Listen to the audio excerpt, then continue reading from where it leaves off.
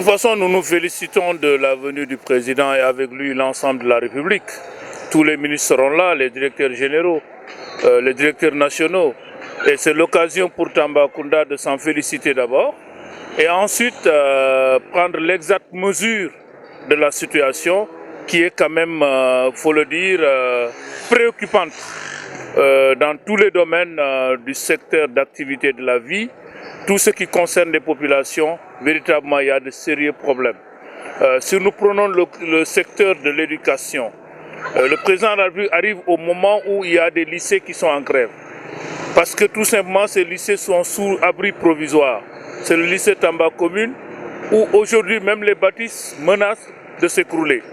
Il y a le lycée technique dont le chantier avait été lancé depuis 2008, qui tarde aujourd'hui à fonctionner.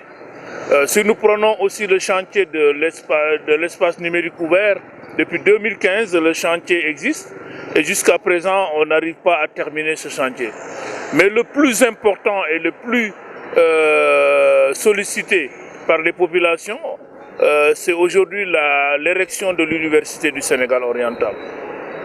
Vous savez, au sortir du Conseil des ministres de 2013, les populations de Tambacounda avaient émis le souhait de voir construire ici à Tambacounda aussi l'Université du Sénégal oriental. Le président de la République, à travers le Conseil des ministres, avait validé cette doléance des populations et même un conseil présidentiel avait été organisé au courant de l'année 2013. Mais depuis lors, rien n'a bougé jusqu'à ces derniers mois-là. Effectivement, il a été par décret choisi le coordonnateur du projet. Mais depuis lors aussi, on ne sent pas les choses bouger. Et nous estimons qu'aujourd'hui, choisir un coordonnateur est un acte fort, mais un acte extrêmement insignifiant par rapport au reste. Parce que nous estimons aujourd'hui que si l'université devait exister, au moins l'équipe rectorale doit être choisie. Il nous faut le recteur, il nous faut l'ensemble de son équipe, mais aussi il faut aller dans le sens de choisir les doyens qui doivent effectivement diriger les différentes UFR. Et c'est à ce niveau seulement que nous serons sûrs que l'Université du Sénégal oriental a démarré. Nous pensons, et c'est ce que nous souhaitons, que lors de ce Conseil des ministres, qu'au moins un décret soit pris pour nommer le recteur de l'Université du Sénégal oriental. L'autre aspect, c'est aussi la santé. Nous sommes la seule région, le tiers du territoire, à n'avoir qu'un hôpital de niveau 2. Les hôpitaux de niveau 2 sont souvent décernés au département. Mais toute la région du Sénégal, de Tambacounda, n'a qu'un hôpital de niveau 2. Et cet hôpital de niveau 2 a duré. Aujourd'hui, il se trouve dans un état de délabrement très avancé du point de vue de la bâtisse, mais aussi le plateau médical est extrêmement bas. Extrêmement bas aujourd'hui. Même les quelques rares spécialistes qui sont là, si vous les abordez, ils vous disent qu'ils peinent à travailler parce qu'il n'y a pas de matériel. Nous pensons qu'il faut aller dans le sens de relever le plateau médical de Tambacounda, l'ériger en hôpital de niveau 3. Mais mieux, ce qu'il faut faire, c'est qu'aujourd'hui, il faut donner un statut spécial à l'hôpital régional de Tambacounda, le considérer comme un hôpital sous-régional. Mais nous estimons aussi, compte tenu de la distance qui nous sépare des autres départements, de Koupantoum 100 km, de Goudiri 110 km, de Bakel 253 km, il faut y ériger des établissements publics de santé de niveau 1 au moins. Il faut des hôpitaux dans chacun de ces départements.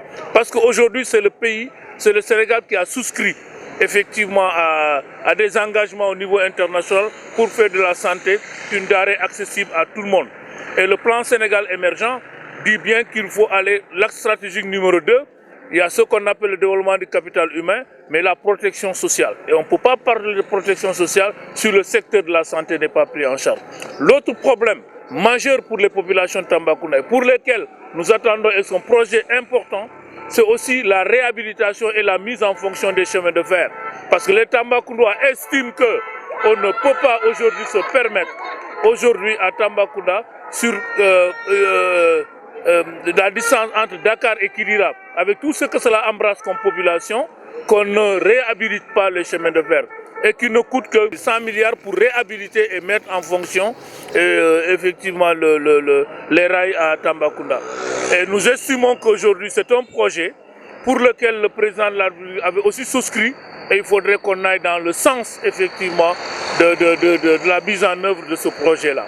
Mais aussi il y a le terminal à conteneurs appelé port sec. Et ce terminal à conteneurs a une importance capitale. C'est le port sans la façade maritime.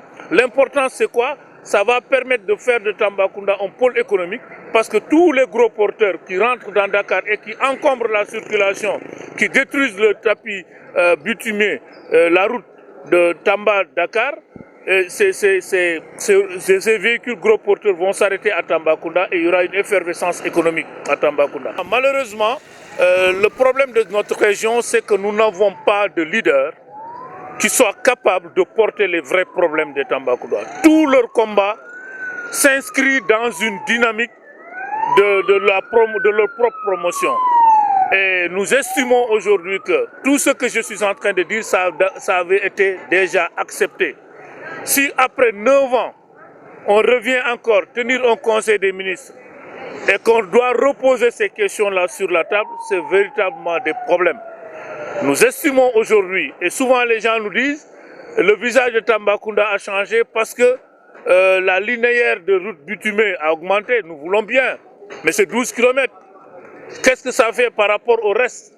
Aujourd'hui, nous avons la route du précole, des abattoirs, aujourd'hui qui a été fait, mais et cette route-là, aujourd'hui, est en train de se détruire. Nous avons le pont qui séparait Kocharinding de Tambacounda.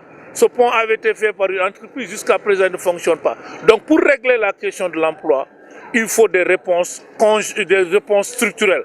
Il faut relancer les activités de la Sorevitex, relancer les activités des rails, construire l'Université du Sénégal oriental, mettre le port. Et ça, je dis, ça a été déjà une vieille doléance. Et aujourd'hui, ce que nous attendons du président de la République, c'est la concrétisation effectivement de ces doléances-là.